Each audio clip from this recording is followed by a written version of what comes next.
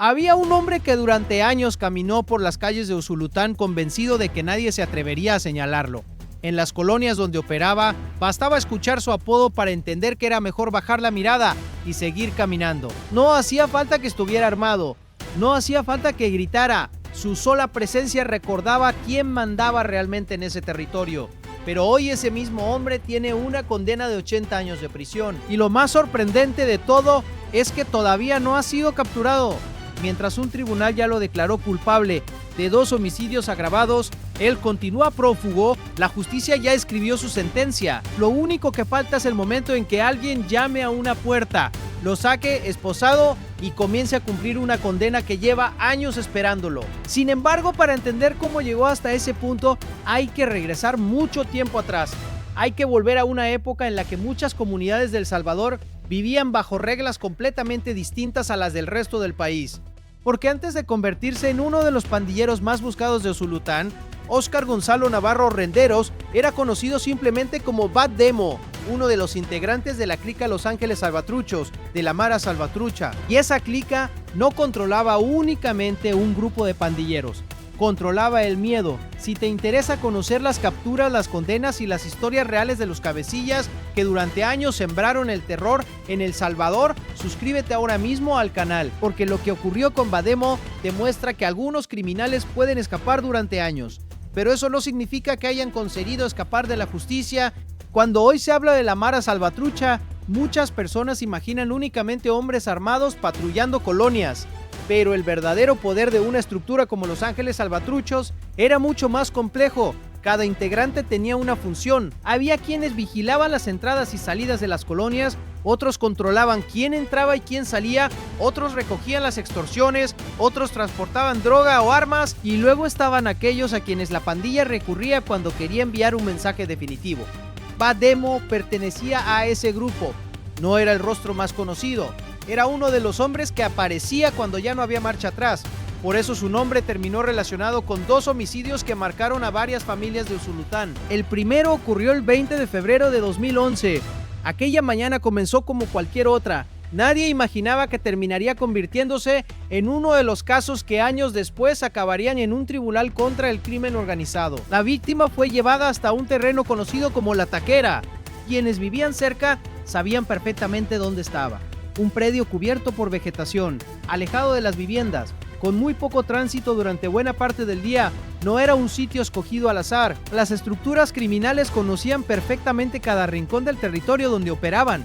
Sabían qué caminos utilizaba menos gente, qué lugares permitían ocultarse con facilidad, qué zonas ofrecían tiempo suficiente para escapar antes de que llegaran las autoridades, y La Taquera reunía todas esas características. Allí la víctima fue asesinada.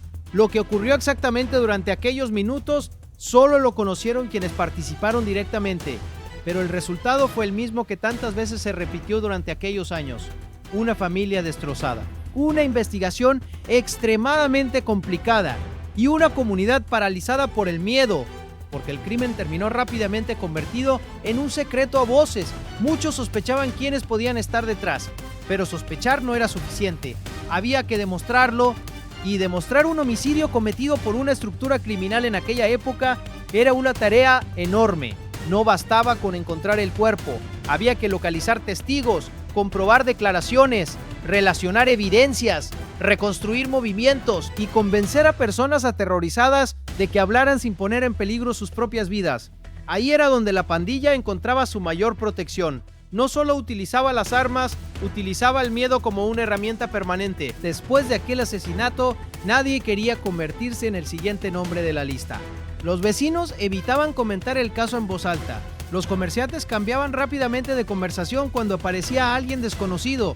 Las familias enseñaban a sus hijos una regla muy sencilla: no preguntar, no mirar, no hablar, porque en muchos sectores de Usulután el silencio se había convertido en una forma de supervivencia.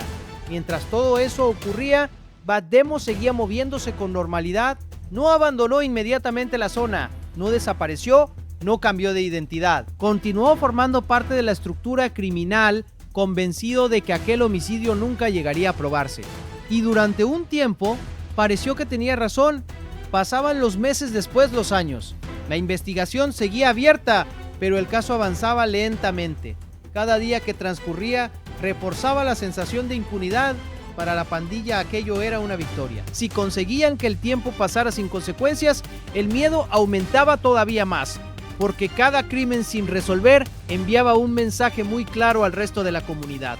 Nadie puede hacer nada contra nosotros. Ese mensaje fue durante años una de las armas más eficaces de estructuras como Los Ángeles Salvatruchos, pero Bademo todavía cometería un segundo error, un error que años después permitiría a la fiscalía unir dos homicidios separados por casi 3 años y construir un caso mucho más sólido de lo que él jamás imaginó. Porque el asesinato de la taquera no sería el único que terminaría apareciendo en la sentencia de 80 años. Todavía faltaba otra víctima, y ese segundo crimen cambiaría por completo el rumbo de toda la investigación. El segundo homicidio ocurrió el 20 de octubre de 2013.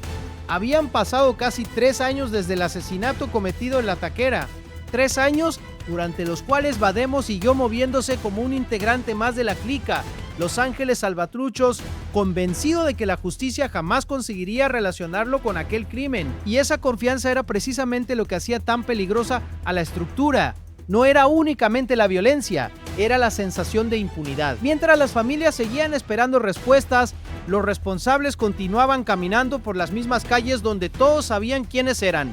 La segunda víctima fue asesinada en la colonia Baquerano, otra zona conocida por la presencia de la pandilla, otro escenario distinto, pero una consecuencia idéntica, una familia más destrozada, otra investigación complicada y otra comunidad que volvió a encerrarse en el silencio. Con el paso de los años, los investigadores empezaron a observar algo que hasta ese momento había pasado desapercibido.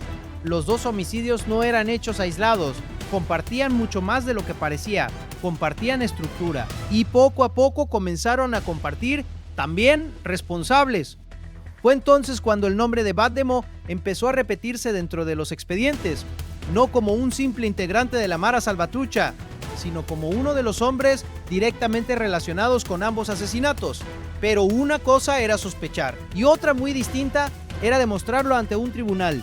Durante aquellos años, investigar un homicidio cometido por una pandilla exigía reconstruir hechos ocurridos mucho tiempo atrás. Había que revisar declaraciones antiguas, buscar testigos que años antes no habían querido hablar, relacionar información obtenida en distintos operativos, cruzar datos de investigaciones completamente diferentes y comprobar que todas las piezas encajaban. Ese trabajo llevó mucho tiempo, porque la fiscalía no podía permitirse llegar a juicio únicamente con sospechas. Necesitaba pruebas capaces de sostener una condena. Mientras tanto, el país también estaba cambiando. Las estructuras criminales que durante años dominaron colonias enteras comenzaron a perder capacidad de movimiento. Muchos pandilleros fueron capturados. Otros huyeron, algunos intentaron esconderse y otros desaparecieron por completo del territorio donde habían operado durante años. En marzo de 2022 comenzó una nueva etapa en la lucha contra las pandillas. Con el régimen de excepción, muchas investigaciones que parecían estancadas volvieron a abrirse. La fiscalía recuperó expedientes antiguos. Los equipos especializados revisaron nuevamente homicidios ocurridos años atrás y casos como el de Bademo volvieron a colocarse sobre la mesa. Lo que antes eran pequeños indicios empezó a convertirse en una línea de investigación mucho más sólida. Declaraciones que por separado parecían insuficientes comenzaron a coincidir. Información obtenida en diferentes procedimientos empezó a complementarse y poco a poco los investigadores consiguieron reconstruir una historia que llevaba más de una década esperando una respuesta. Entonces llegó el momento decisivo. La fiscalía presentó el caso ante el Tribunal Segundo contra el Crimen Organizado de San Miguel. No era un juicio cualquiera, era la oportunidad de demostrar judicialmente la responsabilidad de Bademo en dos homicidios separados por casi 3 años. Durante las audiencias se presentaron pruebas documentales, testimonios, peritajes y toda la reconstrucción realizada por los investigadores durante años. Los jueces analizaron cada elemento, compararon versiones, valoraron la evidencia y finalmente llegaron a una conclusión. La responsabilidad del acusado había quedado acreditada. La sentencia fue clara: 80 años de prisión, 40 años por cada homicidio agravado, una condena que reconocía oficialmente la gravedad de ambos asesinatos. Pero justo cuando parecía que la historia terminaba, apareció el detalle que convierte este caso en uno de los más llamativos de los últimos tiempos. Porque el hombre que acababa de recibir una condena de 80 años No estaba sentado frente al tribunal, ni siquiera había sido capturado. Y eso cambia completamente el final de esta historia, porque una cosa es condenar a un pandillero y otra muy distinta es hacerlo mientras continúa escondido, sabiendo que tarde o temprano tendrá que responder por una sentencia que ya lo está esperando. Cuando el Tribunal Segundo contra el Crimen Organizado de San Miguel terminó de valorar todas las pruebas, la decisión fue unánime. Óscar Gonzalo Navarro Renderos, alias Bad Demo, era culpable de los 2 homicidios agravados. La sentencia ascendía a 80 años de prisión, 40 años por el asesinato cometido en La Taquera y otros 40 por el homicidio perpetrado en la colonia Baquerano. Era el cierre judicial de 2 investigaciones que habían permanecido abiertas durante más de una década. Pero entonces apareció el detalle que hace que esta historia sea diferente a casi todas las demás. Bad Demo no estaba allí, no escuchó cómo pronunciaban su nombre, no vio al juez leer la condena, no salió esposado del tribunal porque seguía prófugo. Y eso plantea una pregunta que muchos salvadoreños se hicieron cuando conocieron la noticia. ¿Cómo puede un hombre ser condenado si todavía no ha sido capturado? La respuesta demuestra hasta qué punto ha cambiado la forma en que se investigan estos casos. Durante muchos años, numerosos procesos quedaban prácticamente paralizados cuando el principal sospechoso desaparecía.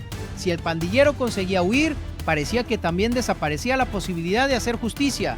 Hoy ocurre exactamente lo contrario. La captura ya no es el punto de partida, es el punto final.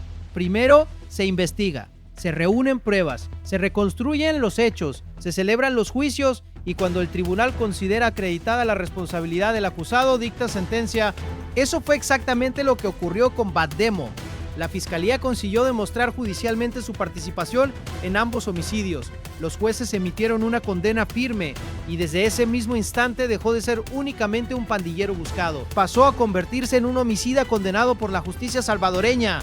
Puede parecer una diferencia pequeña, pero cambia completamente el panorama, porque el día que finalmente sea localizado, no comenzará una nueva investigación. No habrá que volver a demostrar aquellos 2 asesinatos. La sentencia ya existe. Solo quedará ejecutar la captura para que empiece a cumplir los 80 años impuestos por el tribunal. Y precisamente por eso las autoridades mantienen abierta su búsqueda. Cada operativo realizado en Usulután, cada allanamiento, cada captura de colaboradores, cada información recibida por los investigadores puede convertirse en la pista que termine conduciendo hasta él. La historia reciente de El Salvador está llena de ejemplos de cabecillas que consiguieron permanecer ocultos durante meses o incluso años. Muchos llegaron a pensar que habían escapado definitivamente. Algunos cambiaron de municipio, otros utilizaron viviendas abandonadas.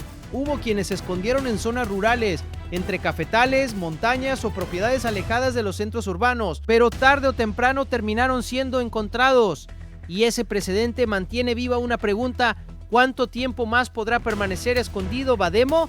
Nadie puede responderla. Lo único cierto es que su margen de maniobra es mucho menor que hace algunos años.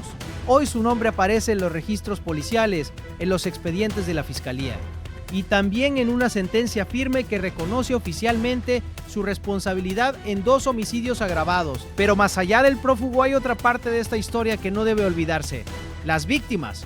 Durante años sus familias convivieron con la incertidumbre, con la sensación de que aquellos asesinatos podían quedar impunes, con el temor de que nunca llegara una resolución judicial. Pasó mucho tiempo, más del que cualquiera habría deseado, pero finalmente llegó una sentencia. Ningún fallo judicial devolverá la vida a quienes murieron en La Taquera o en la colonia Baquerano. Eso es imposible. Sin embargo, sí deja constancia de algo fundamental: que aquellos homicidios no fueron olvidados, que existieron responsables identificados, que un tribunal examinó las pruebas y declaró culpable al principal acusado, y que la deuda con la justicia permanece pendiente únicamente porque ese hombre todavía no ha sido localizado. Quizá esa sea la mayor lección de toda esta historia.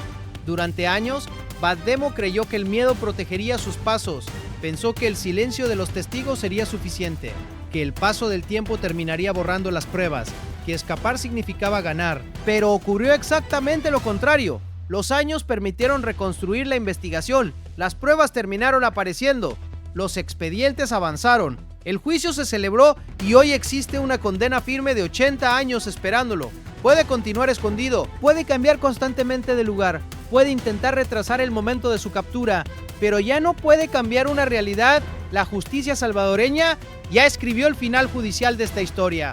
Lo único que falta es el último capítulo, el día en que Bademo deje de ser uno de los prófugos más buscados de Usulután para convertirse en un interno más dentro del sistema penitenciario salvadoreño. Y entonces, después de tantos años de investigación, silencio y espera, aquella condena de 80 años dejará de ser un documento firmado por un juez para convertirse por fin en una pena que empezará a cumplirse. Si quieres seguir conociendo las capturas, condenas y operativos más importantes contra las estructuras criminales de El Salvador, suscríbete al canal, activa la campana y acompáñanos en los próximos casos. Y ahora dime en los comentarios, ¿crees que Bademo logrará seguir escondido o piensas que, como muchos otros cabecillas antes que él, terminará siendo capturado tarde o temprano?